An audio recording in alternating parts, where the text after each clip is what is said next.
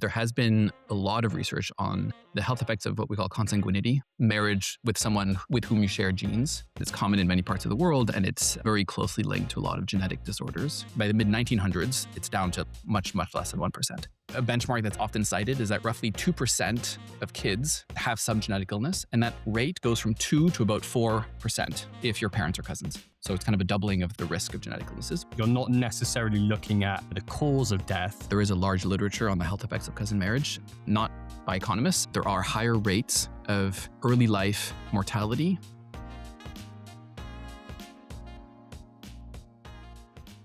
How pervasive is cousin marriage or other intrafamilial marriage across the globe today?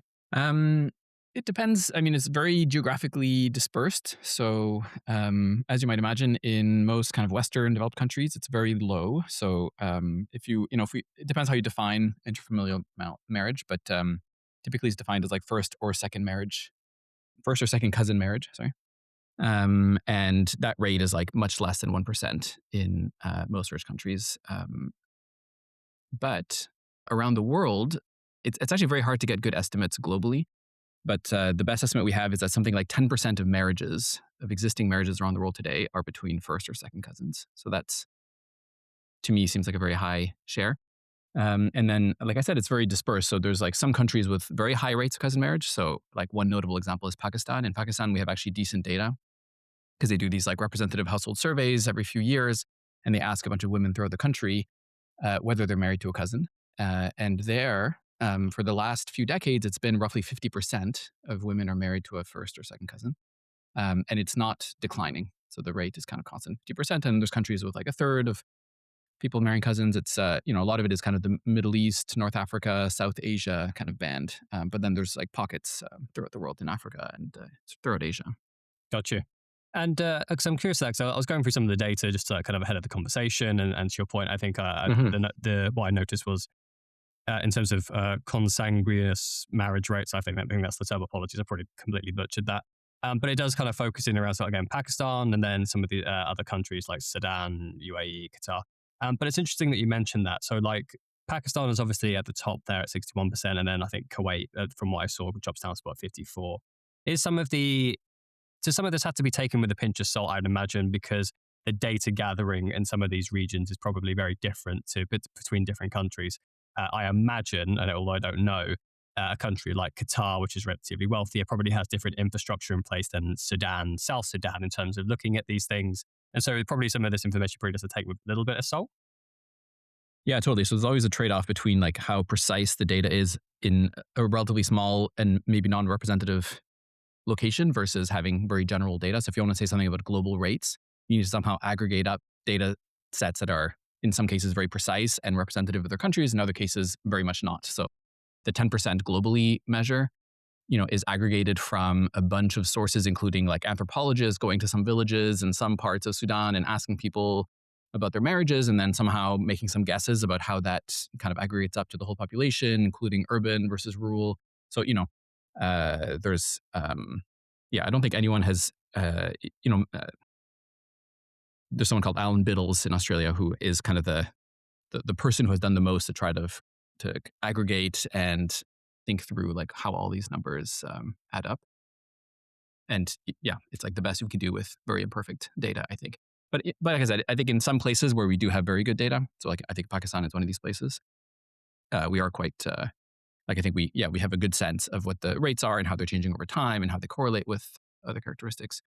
And I think, one interesting thing we find, for example, is that I think it's common in the West to think of cousin marriage as being something that's very like backward and maybe very rural, maybe very like only people in very remote places or people with no other options or people who are unexposed to modernity or something would marry their cousins. But in fact, that's certainly not what you find in general. So in many places, people living in cities have as high or higher rates of cousin marriage than people living in rural areas. People living in very densely populated areas can also have very high rates of cousin marriage. So it's not like, rural, mountainous, isolated communities are where this happens. And then like in the kind of more urban or modern parts of the country that that it doesn't happen. So there is some connection between cousin marriage and modernization, and that's a lot of what my research has been about, actually. But it's not as clean as just saying like they don't know better, or they're not exposed to modern ideas, or they'll have no other options of who to marry, and so they live in rural places, that sort of thing. No, gotcha. And how has that? I guess that's affected what the academic literature looks like, at least up until the kind of like the research that we're going to sort of talk about in a little second. I guess could you just, before we get into that, could you just elaborate a little bit more on what the academic literature kind of tells us about the effects of cousin marriage, the spread of or pervasiveness of cousin marriage across the globe and in different regions, kind of like feeding in, giving a background to the research that you conducted? Yeah, I mean, so this paper that you are referring to that I wrote is about the health effects of custom marriage, and there has been a lot of research on the health effects of what we call consanguinity, which is marriage with someone with whom you share genes.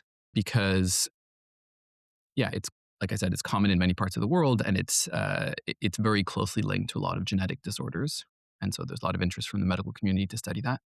Now, like as with many things in academia and in the world, we're much better at measuring things that are easier to measure, or we focus on things that are easier to measure. And so a lot of this literature, what it does is they look at, for example, hospitals. Like they collect data from hospitals or hospital records where you have a whole series of births. So you have thousands of women who've come in and given birth, and then been followed maybe for the first few years of the child's life. And then there's data on, whether the birth was a healthy birth, how the child did, some early tests of, child height and child weight, and any noticeable genetic illnesses of the children. And then they combine that with questions for the mothers that ask the mother, is your husband or is the father of this child related to you? And if yes, how? And then from that, they can compare women who give birth in the same hospitals, where some of them were married to a cousin and some were not, and then they can see whether the health of the child is correlated with that health, or with that marriage. And so from those studies, what's generally found is that there are higher rates of early life mortality and of genetic illnesses in children whose parents are cousins. And it depends how you want to interpret the data, but a benchmark that's often cited is that roughly 2% of kids in the types of settings where people do these studies, about 2% of kids have some genetic illness, and that rate goes from 2 to about 4% if your parents are cousins. So it's kind of a doubling of the risk of genetic illnesses, which you can think of as a huge effect, like it's doubling the risk, or you can think of it as like, well, it's still just 4%. It's not a dramatically higher. It's not like half the kids have a genetic illness or a genetic disorder. Now, the challenge with all of these studies, the main one, is that there's clearly going to be some selection. This is what economists are obsessed with. There's going to be some selection into who marries a cousin. And so just comparing mothers who are married to a cousin and give birth to a kid and mothers who are not married to a cousin and give birth to a kid, it's not a random experiment. You're not taking women and randomly marrying some to a cousin and some to a non-cousin and then seeing what happens to their kids. And so to some extent, it may be that the women who are marrying their cousins are women who, for other reasons, would be more likely to have a child with some illness, like either women who are, who have fewer marriage options, or from families that there's more illness, or, and maybe have more trouble marrying out of the family or something, like they have a more limited like marriage pool. cofactors, sure. Exactly. Maybe they're poor, maybe they have worse nutrition, like who knows? Okay, all of these things could be happening. To some extent, some of these studies try to control for some of these things. They try to measure data on socioeconomic status, whatever, but those are always going to be quite imperfect, especially if you're worried about the potential for genetic illness, which is not a very easily observable thing. And so I would say the two challenges in this literature, one of them is that there's not a good way to deal with this selection other than just trying to control, trying to take two women who come from similar income families with similar education levels, from similar locations, whatever. And that can deal with some of these issues that I'm discussing about selection, but it's not going to deal with all of them, because even for two women from the same, education, same, like the number of things that you can measure is actually quite limited relative to the things that could matter for, the potential rate of genetic illness in your children, or who you're going to marry, or yeah. So that's one challenge. And the other challenge, I think, is that a lot of these only focus on health effects of children when they're quite young, because that's who you can track. Like imagine that having parents who are cousins leads you to have more illnesses later in life. Like in your 40s and 50s, you're more likely to get, let's say, diabetes. You're more likely to get Alzheimer's, who knows? And maybe you have other risk factors that lead to higher mortality rates later in life. That may or may not be true, but you're never going to be able to measure that unless you track these kids, 40, 50, 60, 80 years into the future. And that's just data-wise very hard to do, because now you have to have people who not only are you asking the mothers whether they're married to their cousin and then what happens to their kids, but you're then waiting decades to collect the data on those kids. And so the data we have is for kind of early life health effects, and it's generally just a comparison of women who are somewhat similar from the outside, but it's hard to tell why one married a cousin and why one didn't, and whether that would matter for the health outcomes of their kids. Gotcha. No, makes sense. And I guess is that kind of the reason behind some of the objectives of the research? Is it partly in due to the fact that you conducted this just because, to your point, the availability of some of the data that you have, you don't want to, you kind of having to pick and choose what kind of the best data quality is in order to kind of come at outcomes? Is that the kind of reasonings behind the objectives for the research? And I guess actually what would be quite good to understand is what kind of drove you to kind of research this area? I know you've done some other research papers that are kind of similar in this area as well. So I'd like to get a little bit of understanding about just like why this particular research area in particular. Yeah. So I have a pre-existing interest in cousin marriage, which we can get to maybe after we talk about this paper. But it's, the reason I felt that it made sense for us to write a paper studying this question, despite the fact, like I said, that there is a large literature on the health effects of cousin marriage, not by economists. And I'm an economist, as are my two co-authors in this paper. And the reason why is because of exactly these two challenges that I was raising that I thought we might be able to address with the data that we had and with the way of analyzing the data that we were focused on. So the innovation of this paper, and the reason why I thought we had kind of it's something interesting to say or to add to this literature is that rather than using kind of contemporaneous data, so data from people who are currently alive and interviewing them and asking them about who they married, et cetera, what we did is we used historical genealogical records. So this is like, think about your uncle going on Ancestry.com and entering the family history and adding, okay, whose great-grandparents were born where and who was married to whom, whatever. So using that type of data, but a very large amount of that data. So we had in that case, we had 40 million people for whom we had at least some part of their family tree. Okay, so we have this giant amount of data. But this is historical data. Okay, so this is data where it's people who lived and died quite some time ago. And they're mostly in the US, or actually all the data we focus on is all in the US. So we're looking at a setting where we have people who we know their family history. So the way we know whether someone married a cousin or not is not by asking them in a survey, but it's by looking at their actual family tree. So we can observe who your grandparents were. And if you and your spouse share some grandparents, then you're cousins, first cousins, if you share two grandparents. And then we could observe something about the kids. And the main thing we could observe about the kids, we couldn't see how healthy they are, what diseases they get, whatever, but we can see how long they live. That's the really key thing. So we can see year of birth, year of death. And so in the data, we can see a lot of people dying at age 3 or 4 or 5. We can see some people living until their 80s. And so by tracking kind of patterns and how long kids live and whether that's related to their parents' marriage status, whether their parents were cousins or not, that gives us, I think, a foothold in trying to understand the effects of cousin marriage in a different setting, first of all. So this is just a historical US setting. Now, one question is did cousins get married in the US? Was it as rare then as it is now? And the answer is no, it was substantially more common then than now. It's still not super common, but in our data, we find that about 2.5% of spouses of couples were first cousins. And then some were second cousins, et cetera, but we're just focused on first cousins in this paper. And then, and just as a background thing, so cousin marriage rates were somewhere between 2 and 5% before the 1850s, roughly, in the U.S., and then they start dropping pretty quickly in the mid 1800s, and then they go down. By the mid 1900s, it's down to much less than 1%. So you have this like really sharp decline, and it's happening at the same time in Europe as it is in the US.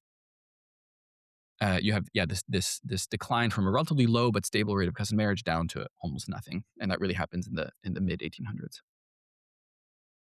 But we have so we have some people marrying their cousins, not a ton of people, but at least we can measure the ones that we have, and because we have so many people overall, we have these 40 million observations. Even 2.5% of that is still a very substantial share of or number of cousins that are married, that have kids, and then whose kids we can observe.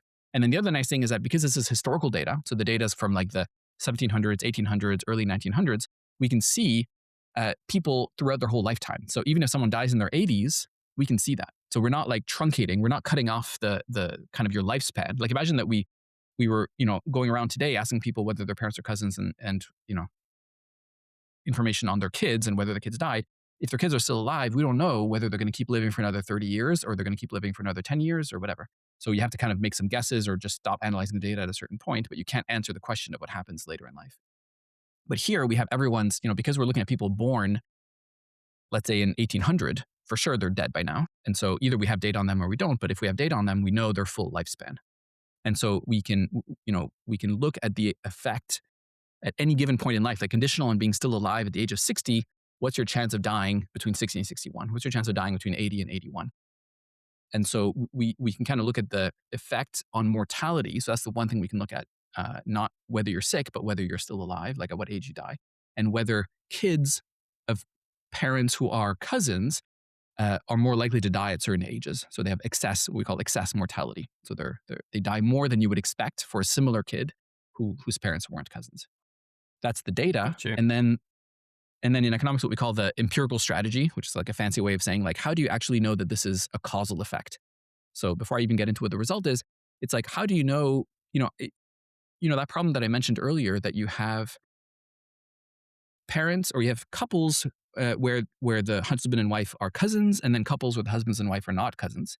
Those could be different for lots of reasons. It could be that the married cousins are, from, let's say, much more conservative, rural, religious families who, refuse health interventions, who live in more remote settings where the disease burden is different. Maybe they have different access to sanitation, and it could go either way. Like historically, actually, people in cities tended to die younger than people in rural areas because it was more, this is before like modern sanitation in cities where you had like, proper sewage and whatever. Like at the time, cities were a place where you could get a job, but they weren't a place where you could live long. And so anyway, that's a side thing, but it's not obvious like what the correlation would be in terms of the selection of who marries a cousin and whether you would expect the kids of people who marry cousin to be different than the kids of people who don't marry cousin. So that's a challenge. And so the way we get around that challenge is to compare brothers.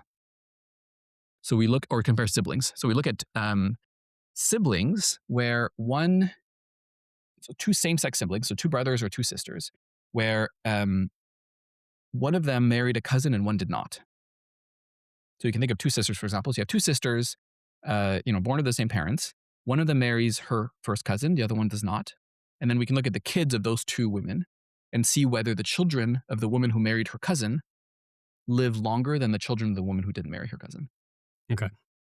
And then, that doesn't deal perfectly with what we call selection, because of course it could be that the sister who married a cousin is different than the sister who didn't. But at least it deals gives you with some a lot kind of of indication. Yeah, it gives you some kind of indication that, some of these potential external factors that you're trying to exclude from the research, they're more likely to be, again, potentially be from the same cultural background or geographical region that might coincide with some of these factors. So again, it's not perfect, but it kind of aligns better. Totally. And the other thing it deals with well is genetic issues. So, both sisters, they don't have the same DNA, but they have very similar DNA. So they share, at least 50% of their genes with each other, or they share 50% of their genes with each other, which means that if they have some latent propensity to have kids with certain genetic disorders, that's going to be balanced across the siblings. The other thing we can do, which I think is actually quite compelling, is that we can look at the lifespan of those two sisters. So did the sister who married her cousin live longer or shorter life than the sister who didn't marry cousin? Because if what's happening is the selection that's happening across sisters, like why did one sister marry her cousin and the other didn't? It could be that for whatever reason, the one who married her cousin is the one who was less healthy. Or, it could be that she's poor or whatever, but anything that could then lead to lower health. Less available options, maybe because I don't know if for any reasons, but could be uh, marital qualities, and that reduces the mating pool, and then you end up potentially increasing the rates of cousin marriage and all those other things, and that could Exactly. potentially have a genetic component. Exactly. It could have a genetic component, or even if it doesn't, it would still be a concern if the women who marry, or if the siblings who marry their cousin are somehow, in economics we call this negatively selected, but like they're in for the outcome that we care about, which is how healthy your kids are going to be. There's a strong correlation between the health of parents and the health of kids, as you would imagine, not just because of genetics, but also because parents who have better health practices in general, parents who have more Values, income, parents who customs live in that healthier come aside. places. Exactly. So those are going to get passed on to your children. And so having healthier parents means having healthier kids. And so what we can do is we can just compare for the parents. Notice that now the siblings are sisters, and we're going to compare their kids. So what we care about is the health outcomes of their kids. But we can look at whether the sister who married a cousin is more or less healthy than the sister who married a non-cousin. And what we find actually is that they are identical. So there's not any difference at all. We can show that very precisely, that there's no difference at all in how long they live, whether they marry a cousin or not, which suggests that whatever is causing one of them to marry a cousin and one to not marry a cousin seems to be something that isn't correlated with their own health. So we can't say exactly what it is in this setting. But that kind of is reassuring, I think, in the sense of if we find differences in the health of the kids of these two sisters, it's not because the healthy woman married a non-cousin and the less healthy woman married a cousin, or vice versa. It's something about the marriage itself and the environment that the kids are in that wasn't also affecting the environment that the mother was in. No, got you. I think that makes a lot of sense. And so I guess what remains to sort of go on to there is, well, actually, no, before we get into the research, I guess just a clarification. At least just from my perspective, you're examining the life expectancy of the children here in terms of the data. You're not necessarily looking at the cause of death. Maybe you have that information, maybe you don't. But what you're specifically looking at is how long did these children, at least in the early years, what was their kind of relative health outcomes or mortality rates? And then by also cross-examining and looking at things like relationships between sisters and brothers in terms of the parents, and this you're kind of trying to isolate just for the negative outcomes or potential positive outcomes, I suppose, that are specifically relation to the actual cousin marriage itself, as opposed to other extraneous factors. But it's specifically the mortality rate you're kind of looking at, not necessarily Exactly, the cause yeah. of So it. it would be great to get more data on the cause of death or health status during life or anything like that.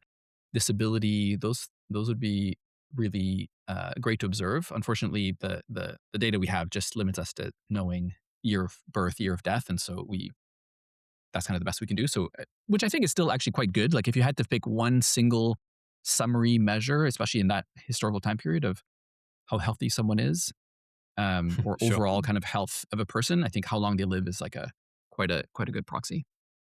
Yeah, I suppose you'd have also the situation as well in that I'm not familiar with this time period, but I would imagine that things like diagnoses might be different between different regions. You could potentially be misdiagnosed with one thing when it could have been another thing. You've kind of got to deal with maybe classification issues, and just kind of specifically looking at the kind of the mortality rates is kind of binary. Like it's quite unlikely that they would have recorded someone as dying and that they hadn't. So it kind of sort of isolates for that a little bit more, I would imagine. Yeah, and I mean, I think just again to be clear on the setting, like I think almost no one at this point is getting a diagnosis. Maybe a very small percentage of people who are wealthier, living in the cities, are getting. Well, yeah, a tiny share of people would be getting any kind of medical, serious medical attention. Even the idea of genetics was not well understood at the time. This is pre kind of modern understanding of genetics for most of the sample. And so, people live or die based on their kind of fundamental health and nutrition and disease, environment, whatever. But it's not the kind of modern healthcare is not very relevant for most of these people. Yeah, got you. Um, And so I guess that leads on into kind of what you were able to find in the research. If you go into kind of what you found and the results and all that kind of stuff. yeah. Okay. So to get to the results, I'll preface this by saying that I went into this project really thinking that, because this whole medical literature uh, doesn't really deal with the problem of selection in the way that economists would find convincing, in the sense that they're not really worried about trying to recreate a natural experiment, like something where we can be reasonably confident that that what we're seeing as kind of the effect or the correlation of cousin marriage with some health outcome is actually caused by cousin marriage and not just resulting from some selection. So the fact that, let's say, women who marry their cousins would otherwise have less healthy kids, even if they didn't marry a cousin, for example, because they come from different families or different backgrounds or live in different environments.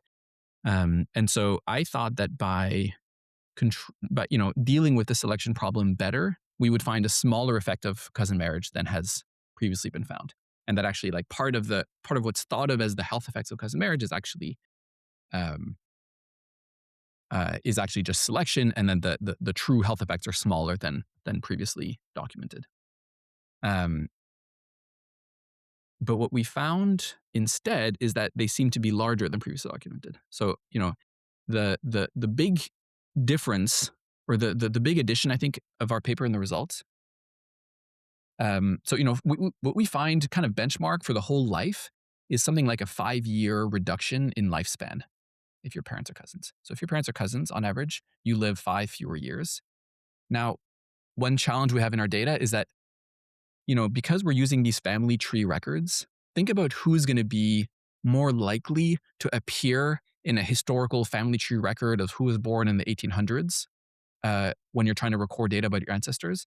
Someone who died very young is much less likely to enter in those records. Like, someone died at age 1 and didn't have a birth certificate, and very relatively little was written about that person.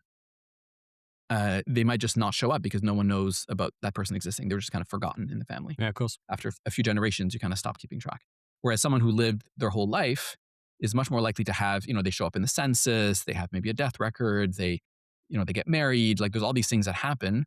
They're just more likely to be remembered. Someone's going to, like, write down some information about them that can then be tracked after a few generations.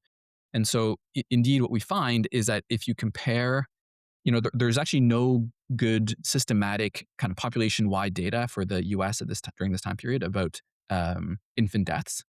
But there's, like, some kind of limited data in some places. So, like, some counties for example, in New England, they did actually keep better records of exactly who was born and who died, et cetera, even infants.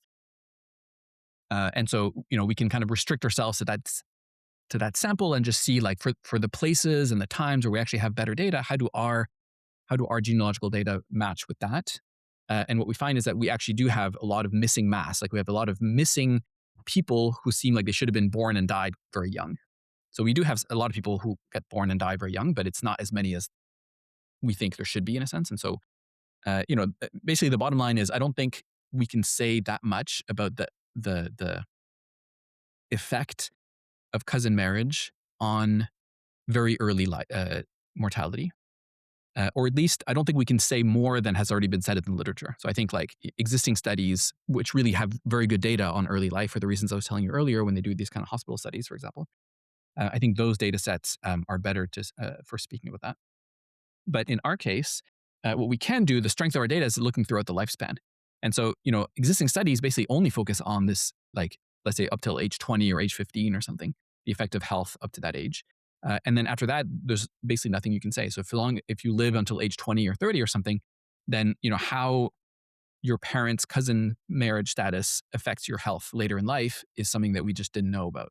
And what we find in our paper is that actually there's excess mortality throughout the lifespan. So even if you condition on surviving until age 30 or 40 or 50, the probability of dying in the next year or the next decade, whatever, is higher if your parents are cousins than if they were not. So again, you're comparing, like, let's say you take two sisters, one married a cousin, one didn't. You look at their kids, and then you take the kids who survived up till age 50 or something, and then you say, are the kids of the sister who married a cousin more likely to die in the next year than the sister who than the kids of the sister who didn't marry a cousin, and you find that indeed they are. And you can kind of add that up across the lifespan and see like how many total years of life are lost. And what we find is that basically like above age 5, there's still in excess 2 years of life lost. So most of the health effects are happening early in life, but there are like continued effects throughout the lifespan. So basically, people seem to be kind of like in worse health throughout their life. It's not just like either you die as a kid or you're fine, but it's like you're much more likely to die as a kid, and then even if you don't die as a kid, you're still more likely to die throughout your life at a younger age.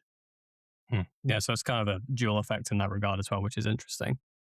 Yeah. Um, I guess an interesting question to ask you is this kind of topic area, I think, particularly in the modern day, it does have a lot of sensitivities around it because it intersects with lots of different components of our society. And I'm just wondering, to some degree, how you navigate that sensitivity of researching a topic area like this that does intersect with culture, religion, identity in many ways, and just how you kind of like approach your work and how you sort of, present your findings. And Yeah. Yeah. I mean, I would say that I'm privileged in academia to be a bit removed from, kind of the political sensitivities zeitgeist. of the day. Yeah. I think like I'll start by saying that like the work is not normative in the sense that the purpose of this research is not to say like should you marry your cousin or not, or is it bad for some places to where people marry their cousins, or should it be banned, or is it a morally wrong thing? Uh, Instead, it's just about documenting what we can observe empirically about its effects, and I also study its causes, like what leads people to marry their cousins, etc. Um, and I think these are kind of old and deep questions that are interesting at a fundamental level. That I would say I don't feel very constrained by cultural and religious sensitivities in the sense of I think economics in particular in the social sciences, economics I think has a uniquely um, like what would I say? We're quite lucky in economics, I think, to be free to kind of study questions and present our results and not feel like the results we present have to conform to some pre-existing view of what should be true, what should not be true. No, so I think that's probably a good sign of the scientific field that gets the pursuit of knowledge of obviously and sort of independent of sort of outside and other factors. I guess Yeah, I think so too.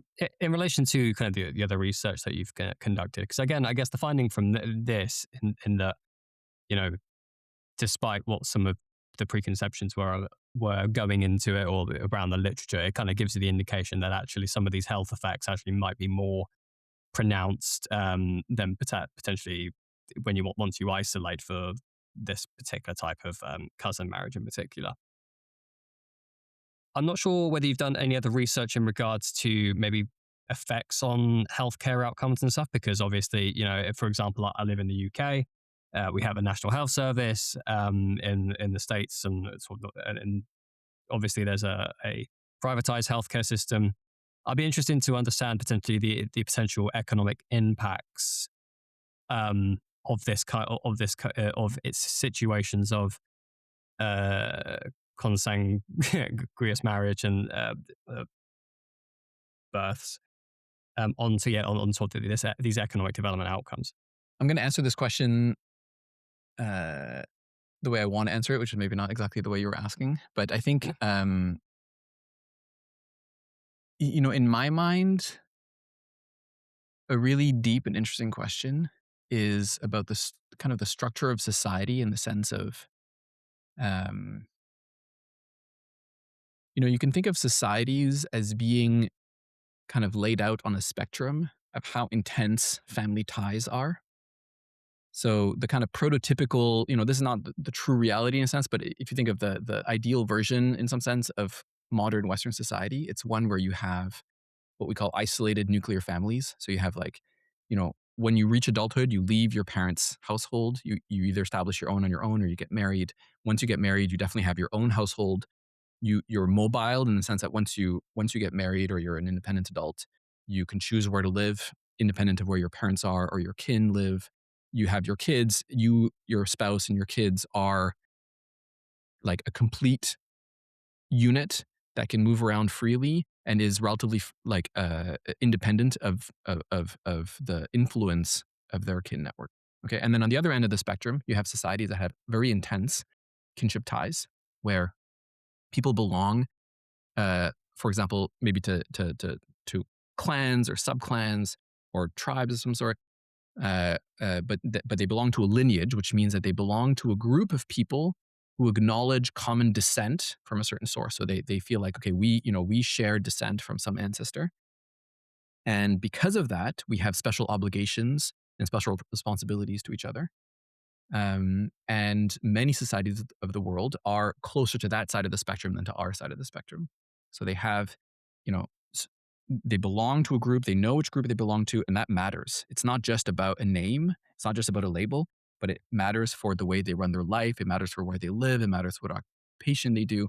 You can think of castes in India, which historically and still to a large extent today determine what occupation someone has or what place they play in society, where they can live, who they can eat with, there's so much of your life is governed by the lineage group you belong to, and and a lot of important decisions in your life are made by the group, and being in the kind of good books of your group is incredibly important. Like if your group decides that you're not following the rules or kind of abiding by the structures of the group, they can kick you out, and that's an incredibly costly thing in those societies. Like being on your own. We think of being on your own in the West as being a totally normal, fine thing in a sense. Maybe even something that we valorize or something that we think is great. That you can be independent and on your own and setting up your own household.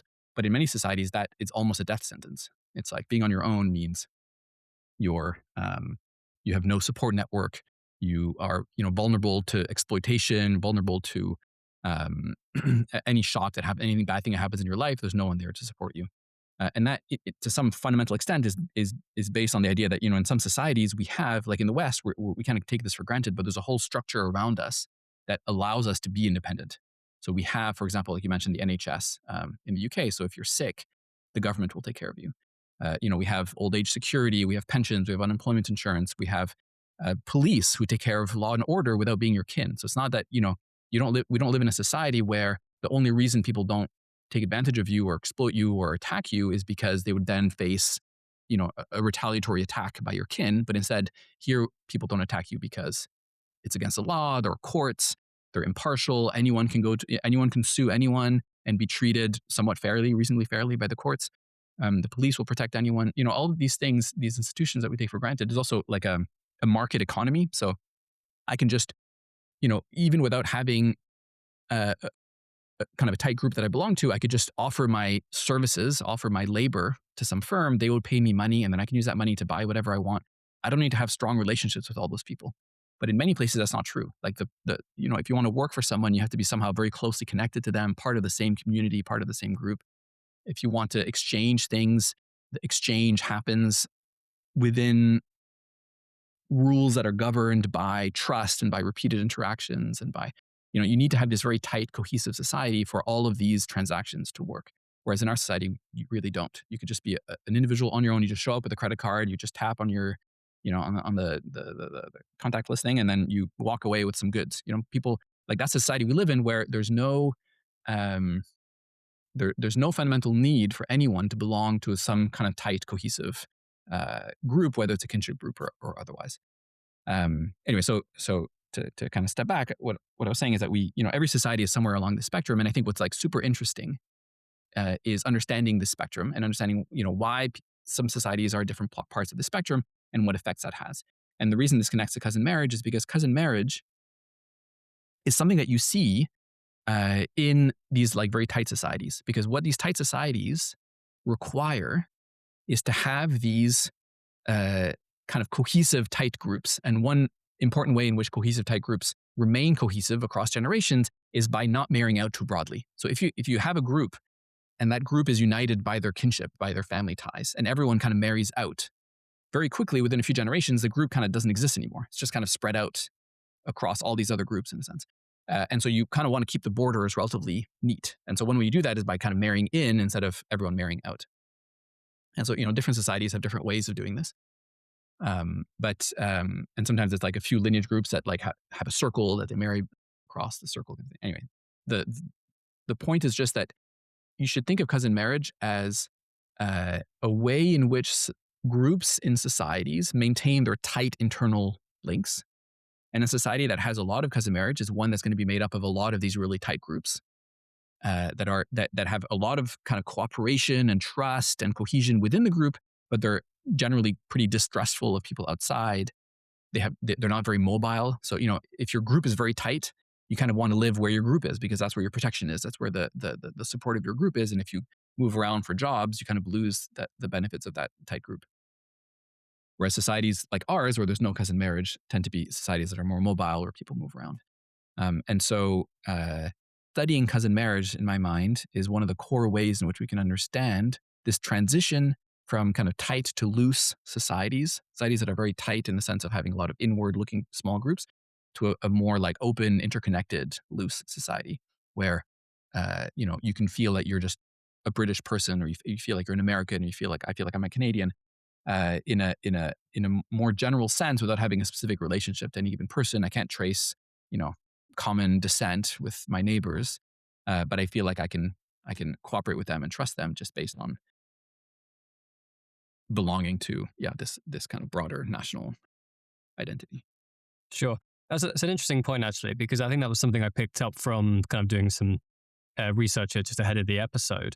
I think some of what I identified with, particularly in the UK, they'd actually had some kind of for individuals and families, they'd actually be able to reduce rates of cousin marriage by providing sort of education programs in the community. It was actually a sort of a reasoning they were using focusing on that, as opposed to outlawing the practice per se, which I think is a practice that's sort of going on at the moment. So I would have expected, when looking at the data, to potentially have seen that maybe less developed countries were sort of higher up on the list potentially, or that countries that had less infrastructure in terms of education maybe were higher up on the list. Well, actually, what I found is, although obviously there are countries like that on the higher rates of cousin marriage, Pakistan, South Sudan, Afghanistan. There's also a lot of countries in there that are also quite wealthy and actually have very strong education systems. You've got Kuwait, Qatar, UAE. So that didn't necessarily sort of align with me in terms of like maybe some of this either wealth or education, perhaps, because certainly there seems to be a nuance there. And I guess that ties into more what you were saying in terms of like the culture and the emphasis around family structure, because I think what certainly those countries probably do have more in common is their kind of emphasis and culture in around family structure compared to let's say a West that maybe sort of, again, to your point, for the points you kind of mentioned, like focuses more on sort of the individual component and has all these other sort of components in place in regards to like pensions and other things like that allow them to operate more as an individual. So that was an interesting that I just kind of picked up from the from looking at the data, actually. Yeah, that's a great point. I in one of my papers, I had like a figure of different countries with their income levels and their rates of cousin marriage, and there's like a bunch of outliers, which are kind of rich Gulf countries where they're like wealthy mostly because of oil, they're quite well off, and yet they still have high rates of cousin marriage. Um, the I have a paper that I'm working on, so relatively early, that tries to study why in the West did cousin marriage and these kind of tight group marriages disappear. And the argument we make there, and what we find empirically, is that manufacturing seems to have really mattered a lot.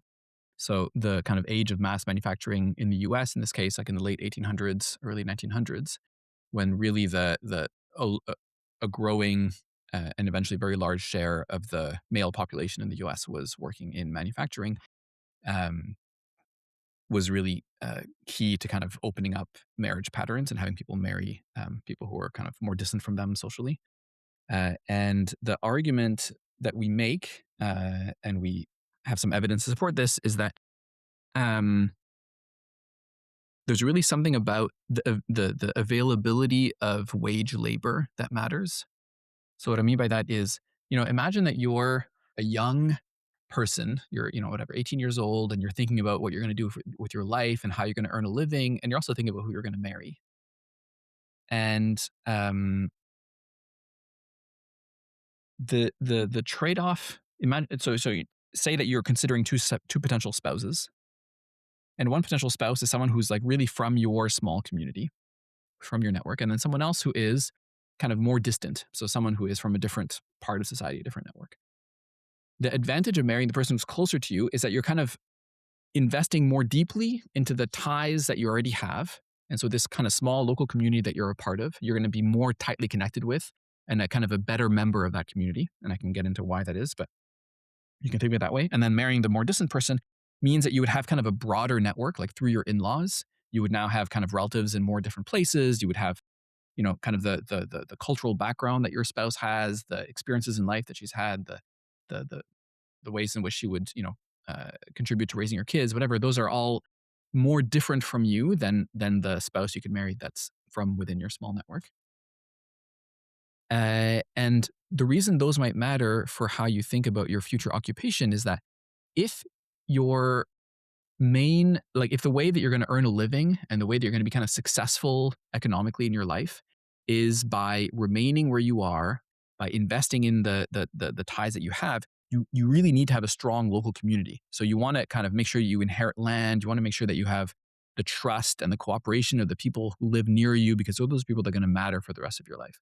Whereas if you're planning on migrating and going to the city and getting a job and then moving to a different job, whatever, you don't want to invest in a very tight local network. What you want is a very broad network. You want to marry someone who's connected to different people than you. And so you have a kind of a bigger network to draw from. You can find out about jobs at different places, different types of occupations, more people to borrow money from, whatever. And so what happens when manufacturing becomes more common? So you have these factories that are growing, that are hiring lots and lots of people. So it's no longer just like small scale local manufacturing of hiring 2-3 relatives, but instead it's like you have a factory that hires hundreds or thousands of workers. So now any young man can just show up in a city with their labor, basically. No connection, no family ties, whatever, but they just show up, they go to the factory gate and they just say, I need a job. And if they're hiring workers, they would hire you on and you could earn your living and earn a wage just as an individual person. And we, again, we take that for granted now that of course any person can just show up and get a job and get a wage, but that historically is not all true. So in the US, almost no one lived on just wage labor in kind of early US history.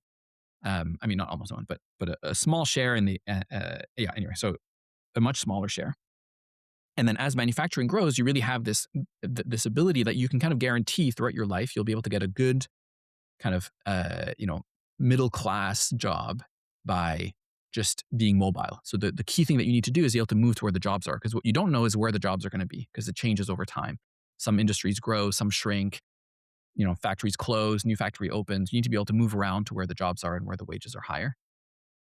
And so your incentives are changing about who to marry. And so, becoming a more open, like you become a more open society because people are gradually making more and more of these choices of marrying someone more distant from them and then moving around with their spouse. And then their kids are going to marry someone who's very different from who they grew up with because they're not growing up in a new environment, et cetera. And so like gradually that really reinforces itself. To kind of go back to your question, I think in kind of rich countries in the Middle East, what you did not have is exactly this transition. What you had is a growth of income without this kind of mass manufacturing, mass employment type of scenario. Instead, what you have is a system where, the elites, the rulers of the country are have access to incredible wealth. And then they keep society ordered and peaceful by kind of buying off the support of other lower levels of society in a sense. And so, through the, in the case of many Gulf countries, like through the kind of clan system, the tribal and clan system, you have a way in which you have kind of patronage in a sense being passed down. So, cushy government jobs get given to different people at different ranks, at different incomes, whatever, based on loyalties and allegiances and trying to buy off support, whatever. But it's not a system where you as an individual by yourself going out and being hardworking and trying to get a good job somewhere is going to lead to success. The way you get success is by being a good member of your little group making sure that you're the one who's like favored, so that when there's a cushy job that's going to be given to your group, you're the one who gets the job because you're in the good books of the elders in your group, etc. And so, a society that has a lot of social stability, they manage not to have a lot of unrest, whatever. So that kind of works for what the rulers want, but it doesn't work by uh, increasing the incentives for people to be kind of mobile, independent nuclear families. There is some of that, of course, that's happening, but it's not. That's not how those societies got rich, basically. Whereas how Western societies got rich is really through manufacturing and then services, but really through like individuals innovating, individuals trying to exploit their talents by as individual people matching their skills and their aptitudes to the job that is best for them, and then being rewarded for their talents.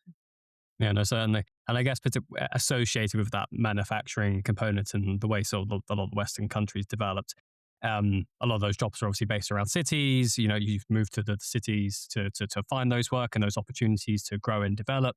And because everyone's doing that as well, I guess you had more likelihood of also bumping into and just spending more time around people from different backgrounds. So, someone from York in England could have moved to London at the same time someone from Somerset had been and moved there, and that as a result they got a high chance of bumping into each other, creating a family networks and sort of expanding outside of maybe their family structure as well. So I guess there was just more through that process. There's also just this greater opportunity to marry outside your family structure, as opposed to maybe some of these other systems where, again, because to your point, the way to succeed is to be a good member of the clan and the group, and that it requires you to stay within that system and probably perpetuates or increases the likelihood that you're probably going to marry your cousin or a closer family member as well, I would imagine.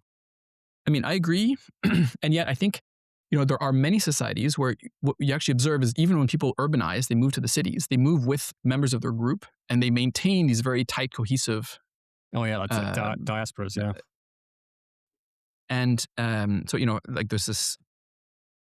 Yeah, anyway, so there's lots of studies that kind of document this in different settings, and I think like again, it's really about the incentives that individual people face, in the sense of, is it better for you to remain in the good books of your group, and that's going to lead to whatever, better income, more stability, a better life, or is it better for you to be an independent individual who can by yourself look for opportunities and find the best job, the best match for you, whatever, the best place to live.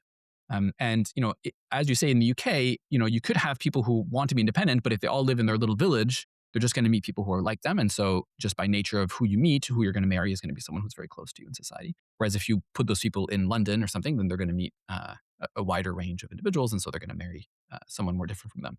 But you can also take people who are, who feel that in their life, the way to succeed, the way to be a successful person is to invest more deeply in their small group at the expense of connecting with the wider society. You can put those people in a big city and they will still remain very kind of, in a sense, inward looking, or they'll marry within their group, and that can persist across generations.